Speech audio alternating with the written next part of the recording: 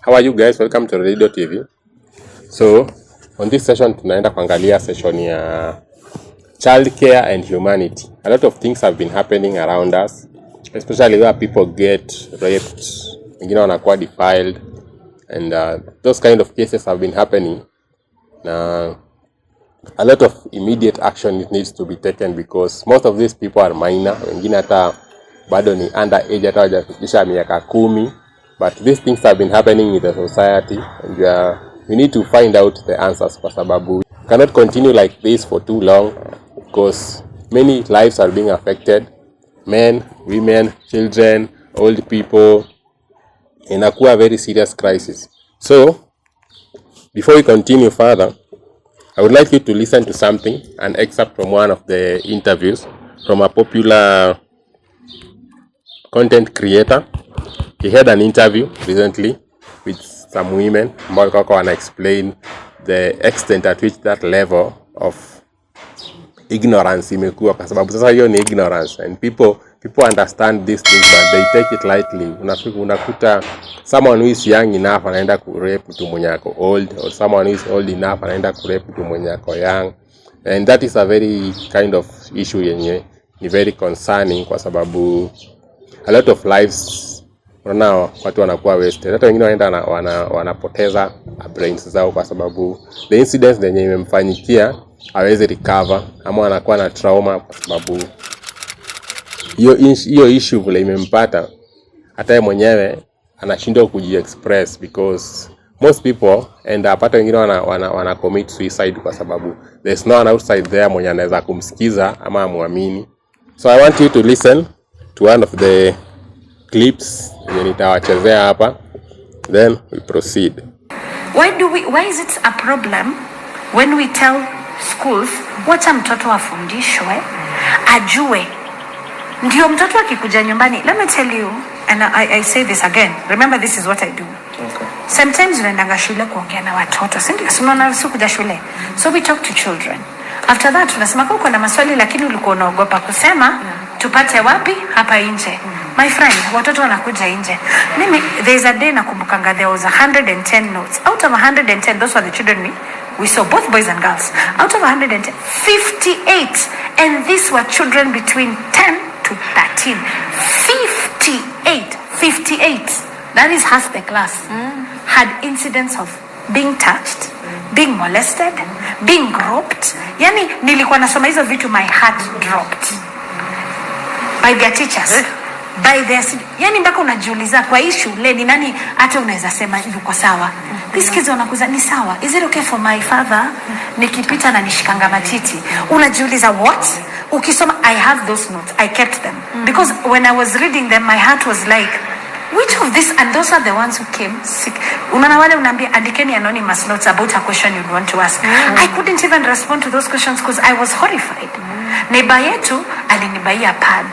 Alafu akaniambia nipitie kwake kesho. These are children who are asking you questions. And it was bad. Maid wetu amekuwa akinishika hivi mvulana. Do you start to see the problem? So I need us as a country to start examining our morals, to start examining how we treat children, to start examining ourselves are the problem. The problem starts with us. Yes. We are hypocrites. Mtoto akikwambia unamtandika vita hajawahi ona na unaambia nisisikie ukisema hiyo kitu. So umeanza kwa do you start to see the problem? Wewe mwenyewe kwa nyumba utaki mtoto wako sawa. So jirani wako is unsafe, police is unsafe because we have women being raped in the cells. How did that happen when a police station is supposed to be a safe place? Obina, there are women lawyers and women prosecutors who suffer the same. Imagine. The same. Young woman lawyer, not safe. Young woman prosecutor. Also, when I talk about these things, I want you to know that the number of threats I get include being raped. Being raped. The number of times I'm told I will rape you. You're told? Yeah. By who? Just come to my ex. Go through my ex. Visit my timeline. It is so visible there. They're right there? Yes. So you know who the idiot is? I don't know sometimes. Then sometimes they come to see, they are there. Some of them don't have their pictures. So up to that section, I hope umesikia. A lot of cases are happening, and when people go to report to the police, ni kama hakuna action inakuwa taken. Then according to hiyo report yenye huyo madam amesema hapo, unaona just statistics, ile namba ya watu wenye amesema wanamuapproach, almost 50 to 60% ni watu wenye wako affected, na most of them kwanza are kids. So kama hiyo case umesikia anasema ati the father is harassing her na ni msichana mdogo, that is very crazy and that is very fishy, because as human beings, especially when you are mature enough, you need to make sure that you take care of the older generation, because that is where the foundation is built, such that by the time you are getting old, those are the kind of people you are going to look upon. Lakini sasa ikikuwa ni the other way around, you are harassing that kid, unamwacha na trauma, unaacha huyo mtu akiwa hata life yake ni kama itakuwa na msimamo tena. You see, it looks a bit crazy, na inakaa ni kama we are living in a society whereby watu hawana utu, sijui humanity ilienda wapi. So from that situation yenyewe madam amesema, because I would like us to discuss more about this, kwa sababu ni issue yenye ina affect everyone, na inajua ina affect everybody, not just in Kenya. Hii ni issue yenye najua iko universal, because human beings, not all people have the same personality, and not all people are able to understand that other people are important to them.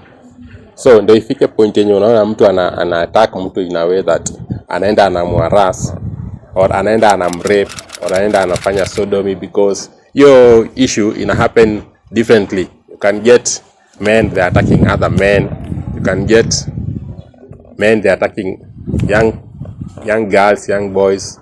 So ni issue yenye most people don't talk about it, but this is a very sensitive issue, kwa sababu we are dealing with generations, and you cannot expect someone to grow up with a mentality that other kind of gender ni watu wabaya kwa sababu amekuwa affected na mtu mmoja. That is very wrong, such that this kind of cases they need immediate action, especially from the authorities, kwa sababu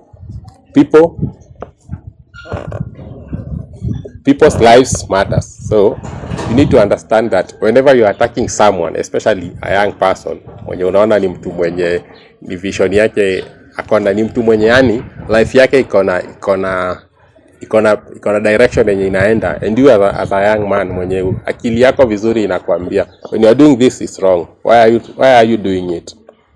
And it's an issue whereby you need to think, and you need to have different rules, na zikuwe strict rules set about this, kwa sababu hiyo di issue yenye una affect life ya mtu na haiwezi rudi back, especially when you have attacked someone na unamuattack sexually. Unaona inakuwa sexual assault. Actually it looks very bad na haileti picha mzuri kwa society.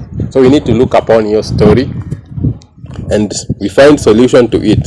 So I'm going to play part 2 of that as we continue and we discuss further tuone, because we need to have answers to these questions, because this society requires people who are responsible enough to look on issues. So I'm going to play part 2 of that story yenyewe madam alikuwa anasema, then we see the way forward, kwa sababu your story ni very sensitive. So you as the listener, nataka ukue keen about this. Okay. The youngest baby I have ever rescued was 4 days old. Okay? This baby was raped by her father. 4 days. 4 days. 4 days. Yes. She was 4 days old and she was raped by her father and she died. Now, in the court of law, how many 1-year-olds, 6 months old do we know that have been raped? Very many. It is now normalized that you are scared of leaving your child with the father because the father will rape the child. Hiyo ni kawaida. Ukienda kwa koti ya GBV utapata mtoto wa mwaka, mtoto wa miezi 6, mtoto. Do you know what else you will find in those courts? Watu wakina huyo baba alirape mtoto wakikuja kusupport mtu wao. I need you to start looking at this. When you start looking at it from that perspective, is when you will know it has nothing to do with dressing. Yes. It has everything to do, and it has nothing to do with restraint. Because you will find, by the time ulikuwa unakuja kwa nyumba, mnachamamea. Because let me tell you, this woman with the 4-day-old baby was washing clothes outside. Left the baby. The baby cried. The man raped her. Alikuwa anafua nguo ama alikuwa anasha vyombo hapo nje. I don't remember what it was. But alikuwa nje ya nyumba. And that baby alisikia kilio ya mtoto. Unajua ile kilio unasikia mtoto, something is wrong. Unakuja unapata bwana yako ameshika mtoto amepasuka.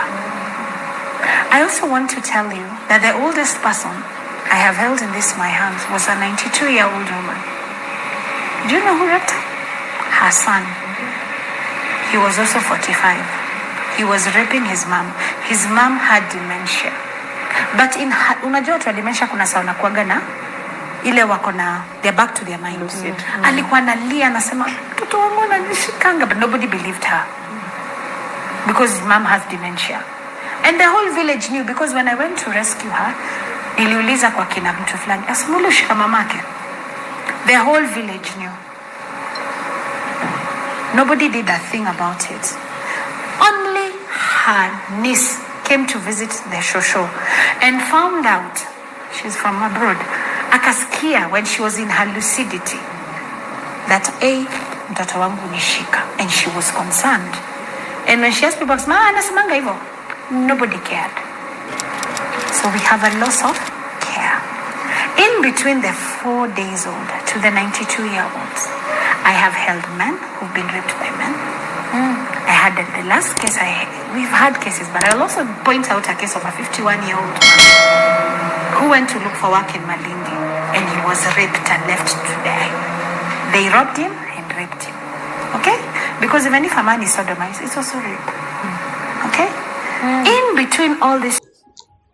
So I'm saying that especially people don't want to think, because especially when you're thinking about the lines of humanity, child protection, hizo vitu. Because sasa unaona hiyo kesi yenyewe madam anasema, hizo ni cases mingi sana to encounter whereby an old person has been raped, mara a young person has been raped. Sasa watu wanaenda to a level, unawezaje rape mtu mwenye ako below 1 year old? Kwani akili yako ifanyi kazi? Hata it's very hard to discuss this issue kwa sababu it brings more pain and anger. So there was a case that I saw na sio kitambo, last week. There was a case from Citizen TV that was aired. A case whereby a person was defiled and was beaten by her father. I want you to see it such that you can get the real picture of whatever is happening in the society. The little girl does not scream anymore. She just whimpers. Quiet, broken sounds that barely escape her cracked little lips, her small body and soul broken down by the horrors she has gone through. From her waist to her knees, her skin hangs in shreds, blistered, raw and painful to the touch. Each movement sends fresh waves of agony up her small frame. Her mother dumped her and her little brother in Mwihoko and disappeared without a trace. Her stepfather in Murang'a sexually assaulted the girl for more than 2 years and threatened her not to tell anyone until one day he broke her frail body and the little girl told her mother, a decision that turned out to be her worst nightmare.